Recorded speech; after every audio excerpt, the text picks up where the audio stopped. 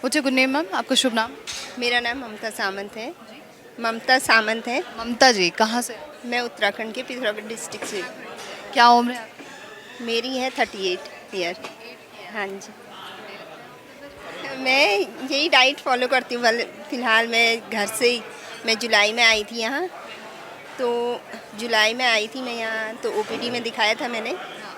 वहाँ डॉक्टर्स ने मेरे को डाइट चार्ट वगैरह दिया, थोड़ी सी मेडिसिन दी और मेरे को रिलीफ़ हुआ। मैंने कहा मैं कैंप में जाती हूँ पूरी तरह से और सीख के जाऊँगी यहाँ से डाइट वगैरह क्या क्या लेना है क्या, क्योंकि वैसे तो पता नहीं चलता घर में कि हम लो तो कहते हैं, लेकिन कितनी क्वांटिटी में लेना है ये हमें पता नहीं है। तो इसीलिए मैं यहाँ आई हूँ कि ताकि मैं सीखूँ और बेटर फील कर सकूँ। ममता जी, कोई प्रॉब्लम थी आपको जो आप जुलाई में? मेरे को आईएलडी था। आईएलडी। हाँ जी। कब से हुआ था? मेरे को 2022 के बाद जैसे मैंने वैक्सीन वगैरह ली ना, उसके बाद मेरे को एकदम ट्रिगर हो गया। उससे पहले मेरे को हल्का सा मतलब कोल्ड की एलर्जी थी, जुकाम वगैरह ये रहता था, लेकिन जैसे ही मैंने वैक्सीन वगैरह लगवाई उसके बाद मेरे को एकदम से ट्रिगर हो गया और आईएलडी डिटेक्ट हुआ। फिर उसके बाद आपने कहाँ कहाँ से ट्रीटमेंट कराया जब आपका? ऋषिकेश एम्स से ट्रीटमेंट कराया और बरेली राम मूर्ति हॉस्पिटल से कराया। उन्होंने मुझे ये दिए थे, स्टेरॉइड्स वगैरह दिए। मैं एकदम से बेड में आ गई थी और मुझे आर्थराइटिस वगैरह हो गया था। मैं बिल्कुल चल फिर नहीं सकती थी। फिर उसके बाद से मैंने यहाँ आई। फिर मैं, हाँ, मैंने कहा अब कहीं से ठीक नहीं होने का तो मैं यहाँ आई तो सर ने ये ओपीडी में डॉक्टर्स ने मुझे यही डाइट चार्ट वगैरह दिए और समझाया कि ऐसे ऐसे लेना है, फ्रूट्स लेने हैं सुबह, फिर सैलेड वगैरह लेना है। और तो फिर मैंने मेडिसिन भी ले गई थी, क्योंकि तब थोड़ा मेरी तबीयत ठीक नहीं थी। मैं अकेले कहीं नहीं जा सकती थी। आज मैं कैंप में अकेले आई हूँ और अकेले रह रही हूँ यहाँ पे। हाँ जी। और कितने दिनों के अंदर? ये इसी बीच जुलाई से, मतलब जुलाई से नवंबर के बीच में? हाँ जी। इतने ही दिनों के अंदर में? और कब से था ये? आपने 2022 से बताया था ना? जी जी। और तब से आप बेड पे आ गए?